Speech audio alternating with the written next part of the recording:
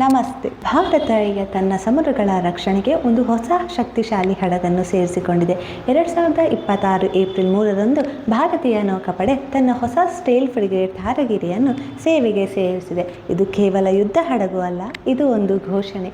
ಭಾರತ ಬಲವಾಗುತ್ತದೆ ಎಂಬ ಘೋಷಣೆ, ಸ್ವಾವಲಂಬನೆಯ ಘೋಷಣೆ. ಆದರೆ ಇದು ನಮಗೆ ಏನು ಅರ್ಥ? ಒಮ್ಮೆ ಕಲ್ಪನೆ ಮಾಡಿ, ಮಧ್ಯರಾತ್ರಿ ಭಾರತೀಯ ಮಹಾಸಾಗರದಲ್ಲಿ ಒಂದು ಅನುಮಾನಾಸ್ಪದ ಹಡಗು ನಿಧಾನವಾಗಿ ಭಾರತ ಕಡೆಗೆ ಬರುತ್ತಿದೆ. ಯಾವ ಶಬ್ದವೂ ಇಲ್ಲ, ಯಾವ ಎಚ್ಚರಿಕೆಯೂ ಇಲ್ಲ. ಆದರೆ ದೂರದಲ್ಲಿ ಯಾರೋ ಅದನ್ನು ಈಗಾಗಲೇ ಗಮನಿಸುತ್ತಿದ್ದಾರೆ. ಅದು ತಾರಾಗಿರಿ. ನನ್ನನ್ನು ತೋರಿಸದೆ ಅದು ಪ್ರತಿಯೊಂದು ಚಲನೆಯನ್ನು ಗಮನಿಸುತ್ತದೆ, ಕಾಣದೆ ನೋಡುತ್ತದೆ ಮತ್ತು ಅಗತ್ಯವಿದ್ದರೆ ಕ್ಷಣದಲ್ಲೇ ಪ್ರತಿಕ್ರಿಯಿಸಲು ಸಿದ್ಧವಾಗಿದೆ. ಇದು ಆಧುನಿಕ ನೌಕಾ ಯುದ್ಧದ ಶಕ್ತಿ.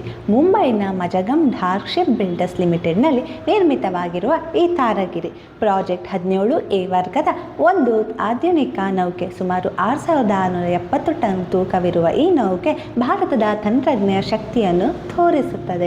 ತಾರಾಗಿರಿಯ ವಿಶೇಷತೆ ಏನು? ಸ್ಟೀಲ್ ತಂತ್ರಜ್ಞ ರಾಡರ್ಗೆ ಸಿಗದಂತೆ ವಿನ್ಯಾಸಗೊಳಿಸಲಾಗಿದೆ. ವೇಗ ಮತ್ತು ದೀರ್ಘಾವಧಿ ಕಾರ್ಯಕ್ಷಮತೆ.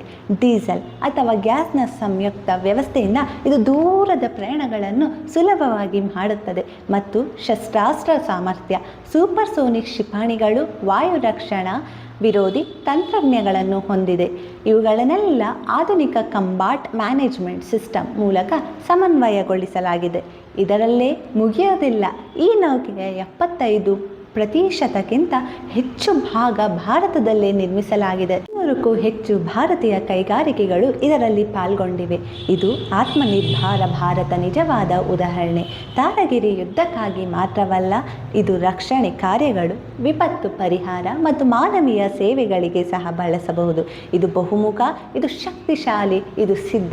ಭಾರತ ತನ್ನ ಸಮುದ್ರ ಶಕ್ತಿಯನ್ನು ಹೆಚ್ಚಿಸಿರುವ ಈ ಸಮಯದಲ್ಲಿ ತಾರಾಗಿರಿಯಂತಹ ನೌಕೆಗಳು ನಮ್ಮ ಸಮುದ್ರಗಳನ್ನು ಮೌನವಾಗಿ ಕಾಪಾಡುತ್ತಿವೆ. ನಾವು ನಮ್ಮ ಜೀವನದಲ್ಲಿ ತೊಡಗಿರುವಾಗ ಅವು ಸದಾ ಜಾಗೃತವಾಗಿವೆ, ದೇಶವನ್ನು ರಕ್ಷಿಸುತ್ತಿವೆ.